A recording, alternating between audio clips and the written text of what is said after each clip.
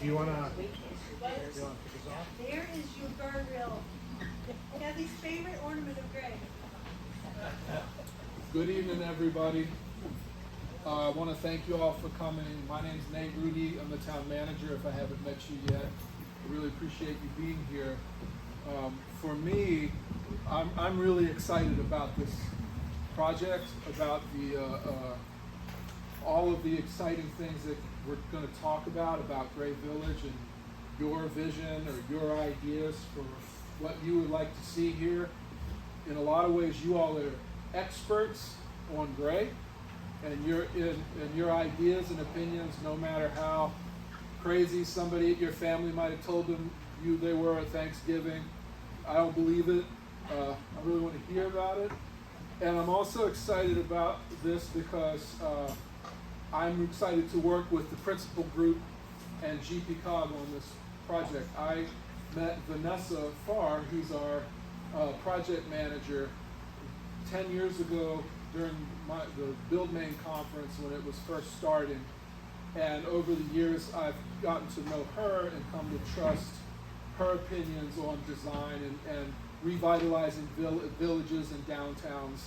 And I know from having traveled on the circuit for Congress for New Urbanism and when I was a planning director, that there's a lot of great ideas and intensity and energy around making your streets safer and more welcoming. So you actually want to be on them, and you don't walk on them because you've got to get from Rite Aid to McDonald's and that's the only way to do it, but because it's a nice place to be. And making the roads safer for bicycle riders and kids crossing the street, but also helping Gray develop the economic base that we need to be able to continue to sustain and afford the rising costs of local services and expand them where you want to see those expanded. There's a rich tapestry to be woven here of these ideas and how they contribute to helping Gray, even if you want it to stay exactly the same as it is now. That requires change. But I hear a lot of ideas about wanting to help Gray become the place that you all see and the potential that you saw in Gray when you first came to live here, or over your life living here if you've lived here since you were a kid. And so, again, I'm very excited about this. I'm really grateful that you're here. If you have a good experience tonight, please share it with your neighbors or your friends who might be interested in it. If you didn't have a good experience here tonight, come find me and I will buy you a beer or a cup of coffee and we'll talk about it so I can understand better how we can meet your needs differently. So with that said, I want to introduce Russ Preston. He's going to lead off our conversation tonight. Great. And again, thank you very much. Thanks, Nate. I'm also AV tonight, too. Thanks, everyone. Welcome. We're thrilled to be here. I'm Russ Preston. I'm the director at Principal. Vanessa and I have worked together for 15 plus years. And, Nate referred to a lot of kind of conversations that are happening nationally, really, around streets. And I think what we're thrilled about is that conversation is coming to Gray, because we feel that there's an important discussion and an important set of tools that you all can learn from and ultimately decide if you want to incorporate into the future of your town. We do work all around Maine, and a lot of it we were just referring to has been about streets the last couple of years.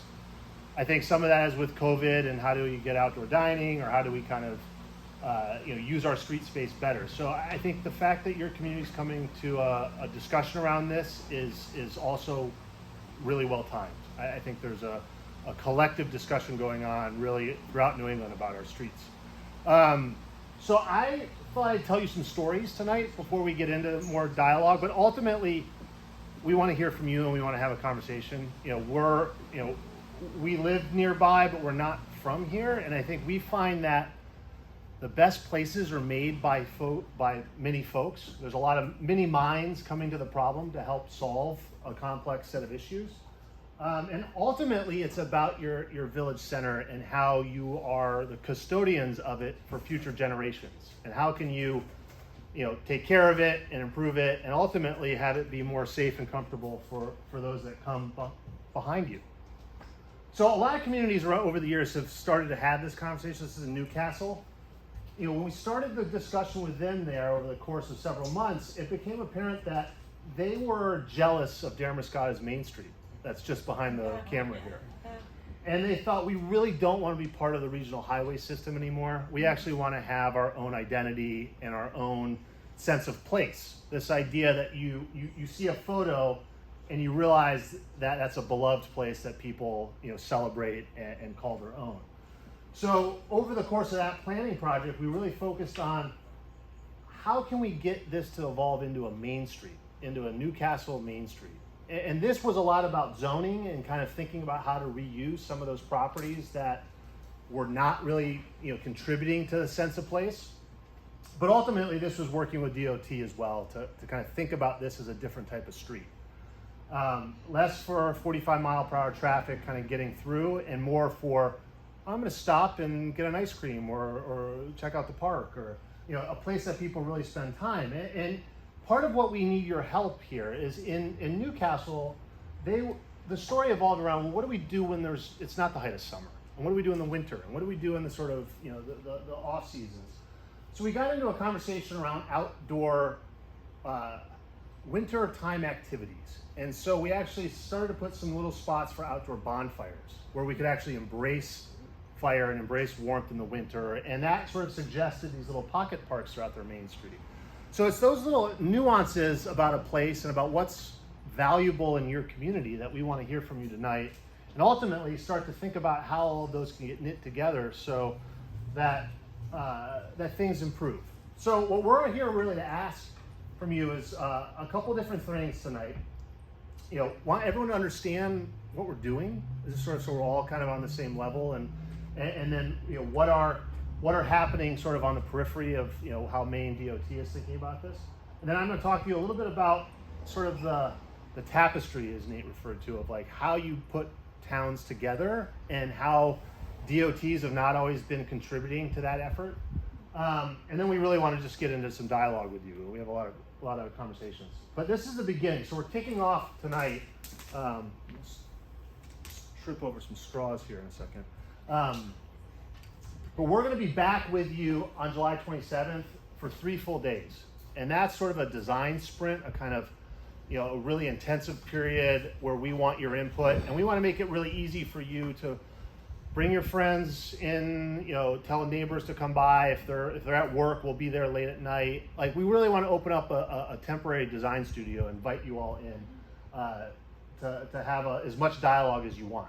And then we'll be doing a series of really focused discussions at pre-scheduled times during those 3 days. So if you really only want to talk about mobility and walking, you can come at 10 a.m. on the 27th.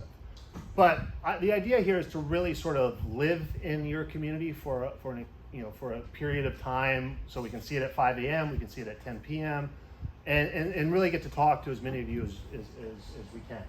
And then we'll come back later on in the summer with an open studio, and this is a really accelerated timeline to try and kind of leverage what's going on with the state DOT and other sort of capital projects, but come out with an open studio where we'd actually talk to you all about what the big ideas are and what the ultimate vision for your downtown might be.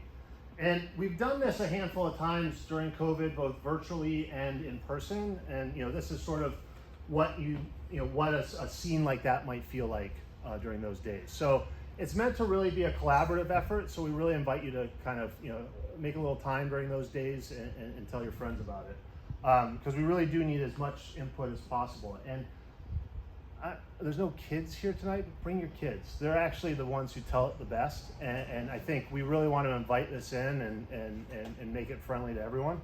And then if you can't participate in the real world, we'll have all this up online. We'll probably stream a lot of it or have it virtual at the same time if we need to. But ultimately, we want your input. We'll make it easy for folks to give input as best we can. So, the boundaries of the village center are really a question for us. The edges of what we're looking at are always a little fuzzy. But ultimately, it's sort of within a 5-minute walk or sort of the center and edge of what we might call the village. And you can see this where there's some real clear boundaries. The highway, that kind of piece of infrastructure, the cemetery and burial ground. There's some other parts and pieces that we need help with. How do we knit the village center together with the surrounding neighborhood streets? How do we connect the larger paths and sort of the larger network of trails? So I think ultimately there's a center of gravity here, and this is sort of the classic New England, sort of cart path condition, where everyone's kind of coming into the center, and it's the easiest route for topography or for sort of trade routes or whatever it might be. But there's ultimately this very elegant series of collisions that we've done a really good job of just brutalizing over the years. You go through all sorts of these 5 ways all over the region, and I think it's the idea that was the center of town. That was where community came to meet. And it's not where you kind of have highways go through. So I think there's this big sort of almost 50-year experiment that people are waking up to now and saying, wait, maybe we should have thought a little bit better about community and cars rather than just letting the cars kind of consume our main streets. So you are not alone in this condition. I think everywhere from the federal DOT all the way through a number of the states, they're starting to kind of rethink how they orient their streets to the right context they're in. Or, it might, entirely on the other side of 95, the kind of bypass, it might be fine that cars are going 45 or 50 miles per hour. I know I go 50 on that road all the time. But coming through town, no. Town should be about people and bikes and cars, not just cars and you fear for your life when you're crossing the street. Ooh. So, looking at it on the ground, ultimately, really high functioning main streets have a good sense of place, where the sidewalks and the road bed where the cars travel and all are about equal. And when the first couple times I came through here really thinking about this work we're doing together, I was like, wow, it's just the proportion of space for vehicles is huge. And that has an unintended consequences for the businesses on that street, for the safety of how people feel walking or biking.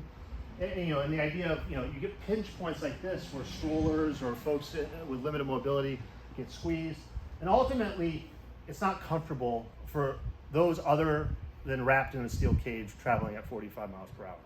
So I think it's this idea of how do we just make the village work for more people, regardless of how they're traveling. And the best way to think about this is, someone who's 6 or 7 or someone who's 70 or 80, how do they get around? How do they actually use the village center, and can they do their daily life in the village safely? Then I think you have this is going to be a struggle for all of us. It's close enough to a highway that you have these highway sort of geometries, this big swooping turn lane, these sort of leftover remnants. This is very highway geometry that's kind of penetrated into your village center. So it's sort of saying, okay, well, where does the highway end? And I'm going to tell you a little bit about an effort we just got done with in Freeport. They ultimately decided as a community that the freeway ends at the off-ramp, and that we want our downtown to start at that point. So I think a question for you all is, where do you think the village should start in relation to the highway? Because there's a very sort of blurry boundary there now where it's encroached much further into town than probably anyone ever really anticipated. And these things have happened over time. These big road projects are sort of capital projects are like the frog getting dropped into boiling water. You ultimately, oh yeah, we need a street, we need that, we need a blinker there. But then, over the course of a decade or two, all of a sudden your downtown doesn't feel like it's a village anymore. It doesn't feel like it has good, there's no postcard of this street. Wouldn't you like to have your grandkids send postcards of this street around to their extended family? So ultimately what we get asked to do a lot is think about future generations. What is it about your community that is worthy of a postcard, and is this a place that should be that? And I think looking at this, there's a lot of puzzles about where the road ends, a lot of puzzles about where you cross, and ultimately you're getting these highway-oriented reactions where these businesses and the folks who are building these buildings are trying to to have a successful business, and they're reacting to the fact that there's a lot of cars traveling quickly. So therefore, the font on the gas price is big enough you can see it going 60 miles an hour. So that's sort of an indicator to me that this is not in a human scale. It's not meant to be seen at 5 miles per hour. And I think that's sort of part of the puzzle is if the street can start to behave like a village street, then the businesses might want to react to that as well. And you get this economic investment that happens, and you get compounding value over time, which results in this sort of generational investment in a village. And this is why we see really good villages or town centers or neighborhood centers getting better and better and better over time, because it's this sort of compounding love towards these places. And that ultimately is what we're trying to, I think, knit back together here with a lot of these road and street issues. And you can see that, just the sort of, the postcard is there, the potential is there. There's some precious little architectural examples there. There's the sort of vistas that could be reawakened. And ultimately, what happens to the street could start that conversation, start that sort of switch in operating system, where this is not a highway section. This is sort of where you get gas or you go to McDonald's. This is Gray Village that happens to maybe have a gas station or a McDonald's in it. So it's this idea that we want to set up a different frame of mind and then look at the problem differently. And I think this is one of them where I'm curious, and we need to find some more historic photos of this. But where were the street trees? Where were was there a streetcar ever? Was there a sidewalk ever? What buildings came down when the sort of auto-oriented development happened?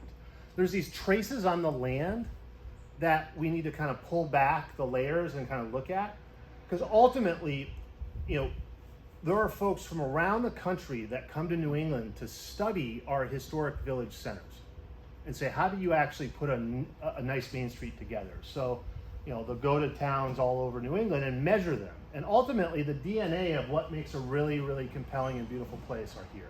So I think we just have to go back and say, well, let's repair some of those mistakes, or is there better ideas that emerge from that knowledge? And I think, I was pleased to see you're starting to tinker with things. This idea that the public realm is a canvas for us as community members to help improve. And it's interesting because this old word, sort of civicism, is coming back around, where citizens actually can participate in the improvement of their street or their block or their neighborhood. There's the old story of Ben Franklin, kind of getting the street sweepers started because he was sick of dust coming into his printing room. There's these stories about how people really improved their communities. That started again, and I think with COVID, that has accelerated that trend, where people are really getting out there on their hands and knees and painting the street and saying, I want to do something here and actually improve it. So, and then also I think it's the idea that the village center has to serve those who might be a 5, 10, 15-minute walk away or bike ride away. And that there's these arms that need to stretch out and invite people into the village, and how does that interact? And this idea that there's this gateway moment we need to look at as well. But ultimately, it comes down to safety. If you don't feel safe, you're not going to be compelled to spend time there. And it comes down to just the difference between 20 miles per hour and 40 miles per hour. Now, I said this word human scale earlier. I'm going to try and explain that in a different way now. We were designed and sort of evolved to be chased by predators in the jungle, lions. But we can run at a fast clip and trip and fall and get up. The idea that you could get bumped by a car at 20 miles per hour and maybe walk away with some bruises and a Band-Aid. But the idea that if you get nailed by something at 40, the likelihood of you walking away or likely living is far, far less. So it's really that gap of only 20 miles per hour that we're looking at to make it very safe and human scaled to something that you're subconsciously fearful of just because of the speed of things. So the question is, well, what makes a great village center? And I want some of you to talk about this at your tables. What's your favorite village to go look at or go spend time in? And what are these places that are outside of your daily travels that you go to because you think they're really nice? And Burlington is a larger city. This is in Vermont, but they intentionally changed this street to make it their postcard street. and now it's one of the most economically sort of an engine of economic driver for their community, and ultimately has sort of started to trickle out around their downtown and around their larger plan for the streets in their entire city. So I think it's this idea of, at its core, it has to invite people to walk. It has to sort of, whether you're driving or bike riding, everyone becomes a pedestrian when you come to a village center or a neighborhood center. You ultimately are travel by foot. So you're not doing so good right now. Walk score is a it's a pretty reliable tool now, and we've worked. Colleagues of ours have worked with our algorithm over the years. But there's a clear enough set of sort of indicators around walkability that this is a pretty good, quick measure. The question is, what does it take to get it to 65% or 80%, and how do we sort of start to think about those different layers? And there are other communities that are doing this. This is a pop-up better block. Everyone in this block has said, we want to make this better, and we do want to do it in a weekend. So these are hay bale curb extensions. That's a hand-painted, duct tape sidewalk. Those are pop-up retail shops. The idea that this doesn't need to take decades to make your village center more walkable. It can happen collectively very quickly. And it leads to, sort of, if walkability is the driving sort of framework, then you're going to pay more attention to the places that are the most dangerous. And you start to look at these crash data, and all, this sort of focused here right on the sort of center of the village. And you can see that it sort of trickles out. So that convergence is inviting sort of conflict right now. How can we change it so it actually supports community? And there are places that are doing this that sort of speak to this other idea around village centers. It's local businesses. It's businesses that are very small, very big. They might be some national and local, but the idea that it supports a really diverse range of things that are happening because people want to spend time there. It's a cool spot to hang out. So this is downtown Portsmouth. Again, a larger city center, but I think the scale of their main street is something to replicate. It has this little quirky alley, that you've got Peloton being sold there next to an independent bakery. You've got this mix of things, and this sort of mix of people that come together with that. But the idea that local businesses are something that really can be supported when walkability emerges and people start to use their village centers more. And as our nation gets older, there are organizations that have been doing research on this about how do we actually support an older population? How do we sort of improve public health later into life? And a big driver of that is an active lifestyle. And this idea that you don't want to, if someone, well, my parents are going through this right now, but like not wanting to drive as much, they want to move into a community that's not far from their friends, but where they don't have to drive as much. Or that, and it's this sort of shifting housing requirements.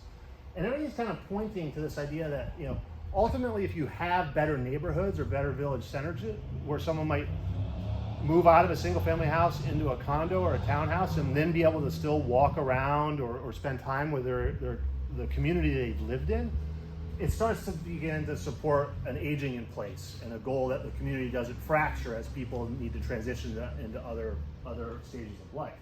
And these sort of match up well with ultimately how we thought about villages 75, 100 years ago. This is, grandma took care of the grandkids, and when they got old enough, they ran down to the corner store and got a pop, and they knew that they kind of, community is knit together when things are walkable and things are in close proximity to each other. And that's this idea of the sort of social participation. And I think there's a lot of sort of stories we could tell about that. But it comes to this idea that in order for that to happen, you have to have a mix of uses. Where I think you are lucky because you can get some things in the village center now that most communities who had this same situation with highway adjacency, they don't have any more mixed use. They don't have that sort of proximity between those things got pulled apart. So the fact that we could go get a sandwich, or we could, there's some things we could do within walking distance. You have this sort of kernel of this mixed use happening. So, I think there's room for improvement here around sort of the kind of metrics around aging in place and being age friendly. And then, this is where actually it gets really fun, is public life. That it's the interaction of all these people together that actually makes communities special and sort of knits them together. In order to have really good public life, you have to have a public realm. That space between buildings, it's called a street. That's sort of the outside room for your community and for your village center. So this street was intentionally redesigned to support public life rather than move buses. And this was a strategic move they did more than 50 years ago. And it's slowly been changing block after block after block of this downtown. And now when you go there, it's one of the best streets in the world. But what people don't realize when they tell this story is that it was an intention where people sat in a room just like this and said, we're going to prioritize humans and how they interact together around public life rather than moving vehicles and buses. And this is happening in villages, towns, and cities throughout the country. And it comes down to this idea of needing a compelling reason to be there, to spend time.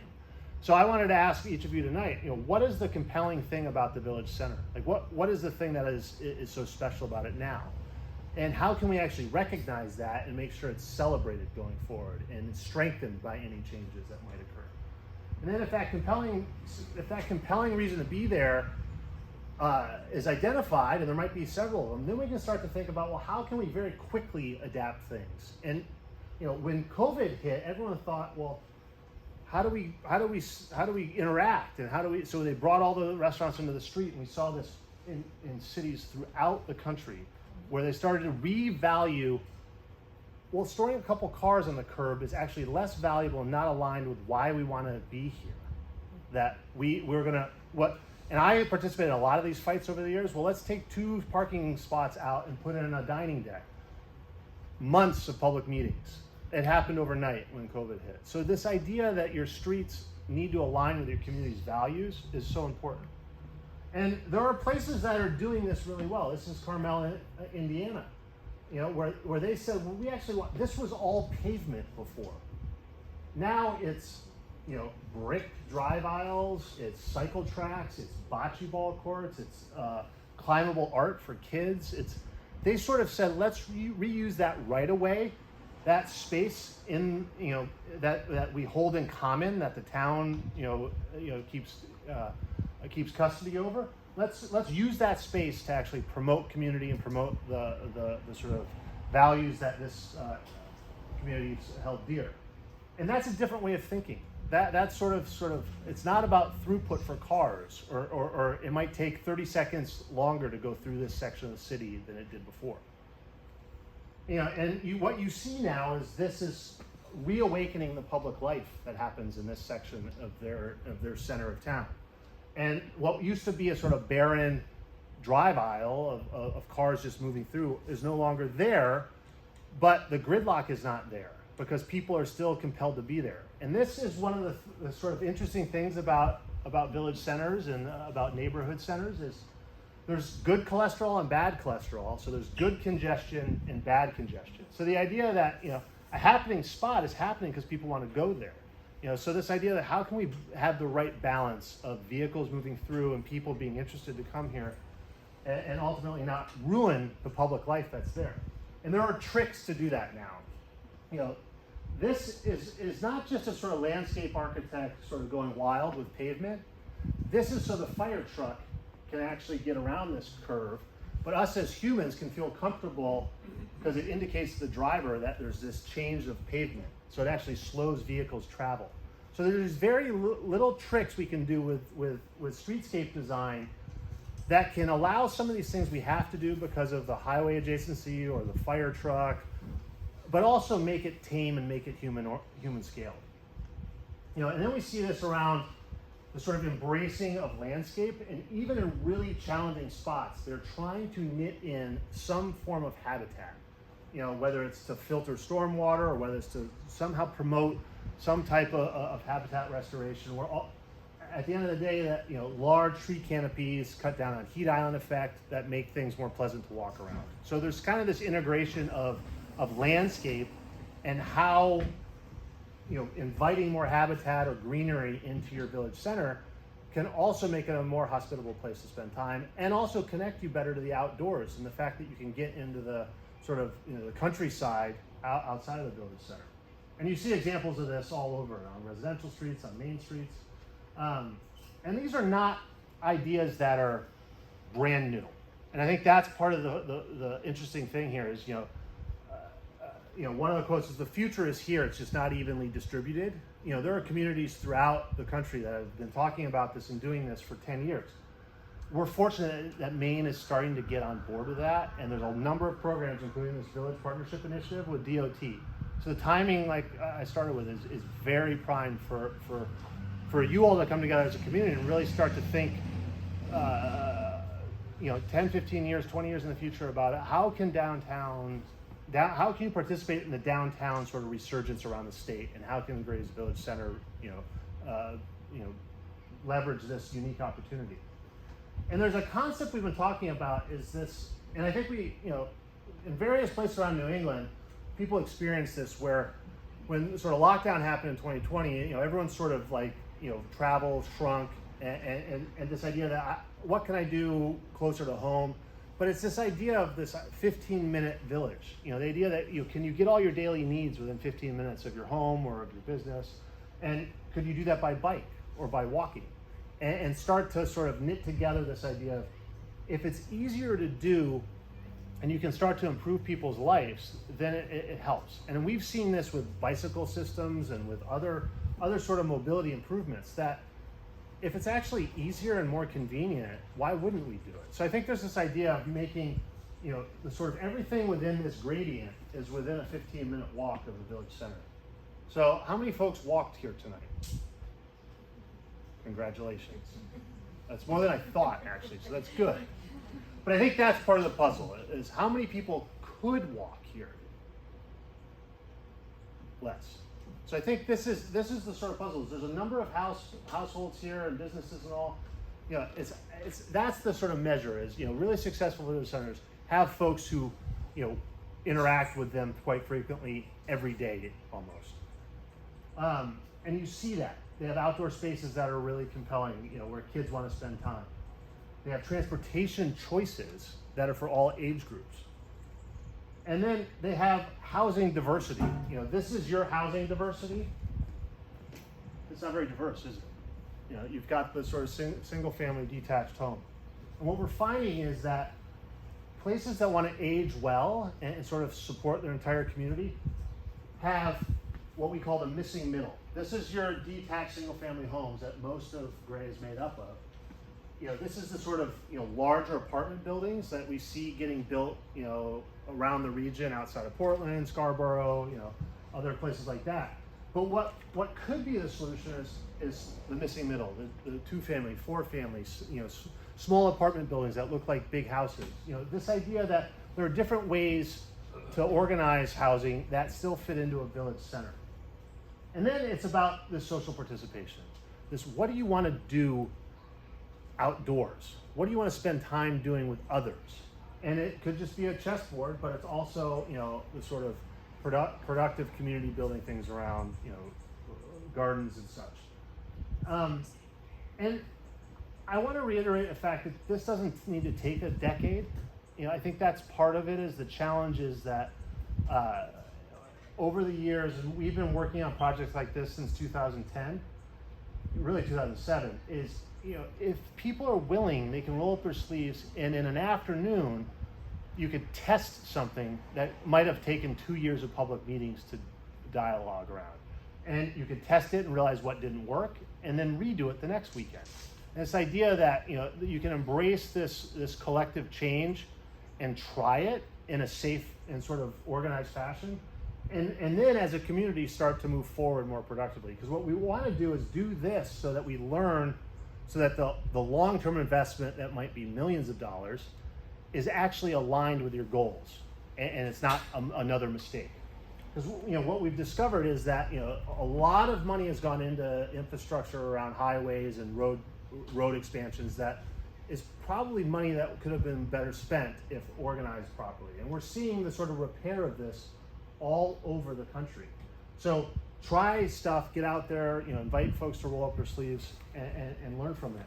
And we're seeing really crazy things happen now because of this, where dying malls and strip centers where retail is not really viable any longer. People are reinventing. This is sort of a food court restaurant hang up. So it's an instant restaurant district. So this idea that this quick build, very, very sort of agile sort of way of doing it can actually bring the community in and test it. And this is another one, a big shopping center. They realized that even when it was the day after Thanksgiving, they didn't need any of this parking. It was just a huge waste. At $5,000 to $8,000 of parking space, it was a big wasted investment. Well, what do they do with it? So they popped up a game spot, where kids could come and race scooters. They had a food court, kind of food truck rally. There was a pump track there. Like, it was the idea of how do we bring together a common, someplace that everyone can come and spend time and use the infrastructure that's there just in a better way and with cheap materials. I mean, it might not look beautiful, but that's not the point. It's like, can we bring community together? And is this what they want to do and spend time together doing? And if it's not, change it and try it again. And this is happening, this sort of approach to things is happening globally. The entire city of Barcelona has embraced this model. And you're seeing a little bit of this. And we'll get to questions in 1 second. What is this slide you just showed? What the heck is that? Good question. So this is pop-up half-court basketball. This is a parking lot sort of that was on the adjacent intersection here. So they realized, so this used to be all the streets came through here and came through here. And it was a huge intersection. They realized they didn't need all that space for cars. You go out in a blizzard, after a blizzard, you just see like the lanes of where the tracks are. They realized that all they needed was this, because that was all that was sort of viable. So they took back all that pavement and they made a park. So this is half-court basketball, this is mini soccer, this is sort of hopscotch games. I don't know what this is, but it's some sort of, I'm not cool enough to play that game. But it's the idea that they didn't wait and take 10 years of capital planning to make a park. They just went and made a park. And I think that's the idea of really embracing this change and ultimately repurposing land that was dedicated to things that aren't adding value anymore. And I think that's the idea of really paying attention to what's happening in the little spots around town and then sort of expanding and building on that. And if something's not work, change it. So it's not hard. There's sort of this little incremental thing that can happen where it's a food truck or it's even tents, for markets. Then it becomes more permanent with maybe permanent power and electric, and we're seeing some of this in the region. And then as you start to get a scene, people are going to spend more money. This might be a $500,000 building or a couple $100,000. Then ultimately you get to a real investment where you're kind of knitting back together your main street with different types of buildings that contribute positively to the community, rather than setting back far from the street and putting up highway signs. They're embracing the community, opening up their doors, having folks still out onto the sidewalks. And we're seeing this. This is in Portland, but there's a handful of other places that are using this, where it's a very light investment to try new retail out. So it's a very small increment, and because and this is on Broadway. It's not the nicest street in Portland, but it's gotten better and better over the years because interesting little experiments like this have happened. And what we're hearing now is folks in Portland who are getting priced out want to go to the surrounding region and try cool stuff because it can be done more cost effectively and still service the same market. So we're seeing this sort of interesting thing happen. And I think that's where, how do you make the sort of the good bones that you have in the village center really work well for the whole community? And what we see when we measure this is tax value per acre. So it's not it's not the total tax, it's like, it's normalized around per acre. And what we find is that, waterfront is high value producing, so it's tax revenue coming back into the community, from every sort of acre of land. And what we see is the village center, and that's where, if you can continue to get that to work right, it's a generator for revenue for the community to then invest in services or invest back into other things that are needed. And we see this time and time again where, here's an acre lot, and this was just done, so it's relatively recent data. Here's almost a quarter of an acre lot. That building versus that building. So what we're seeing is people are still making mistakes and saying, well, let's put it out, we'll build a Walmart, let's do it. That's a great tax revenue for the town. What ends up being is the infrastructure and costs to service that size parcel in the context that it is, doesn't generate the kind of return that building on a walkable street can do. So you need less land, and less infrastructure, and you get better yield. So as a community, when you think about your streets, it's actually a smart investment to think about how they did it 100 or 150 years ago. It ultimately, adds more value, and that can really be measured. And people have realized this, so this is in Newcastle, kind of where we started. This was the state DOT getting people into Damascotta quicker. And ultimately the Newcastle community said, time out. No, let's make them actually stop and take a left. So let's reclaim, what can we do with that land if we reclaim it? So we tested it. We tested it a handful of times with them, even at the height of summer, to try it. And the cones changed a little bit, the design kind of morphed a little bit. And this is the sketch that resulted from that, where we found out that, okay, we actually do need a turn lane here. Not a hard stop and turn, but some people can have a free right. And then there's still enough land to create a park, and that's in the planning stages now. And then we just finished this. This is like, not even done. It's still, the ink is still wet. But this is coming off the highway in Freeport. So this is an on-ramp still. There's a McDonald's. I thought this was nice because there's a McDonald's right here. And this is sort of winter, but no one walks this street. But the Complete Streets folks in that town who are really advocating for connecting bicycle and trail routes and walking routes from downtown throughout their town said this is a main connector across the highway up into areas kind of north and northwest of town. And they were trying to get funding for a cycle track, for a shared use path for cycling and running and walking. And we said, well, why not go for more? Why not a real boulevard, a garden street with a huge tree canopy that invites you into downtown? So this was a quick sketch we did. Here's the cycling infrastructure. And really thinking about how if you actually organize this bypass now back into a part of their town, the town center, then people will invest more in it and actually want buildings to front on it. So this idea that streets can really be a core component of a community's values and support all the public life that you want. So I know that was a lot, but I wanted to make sure we all kind of understood the kind of framework. So we're going to shift into some discussion. So I think, Vanessa, do you want to kind of introduce what we're going to do next? Yeah. All right. You all excited to pick up markers? Yeah. Cool. So at each table you have an instruction sheet and a set of markers.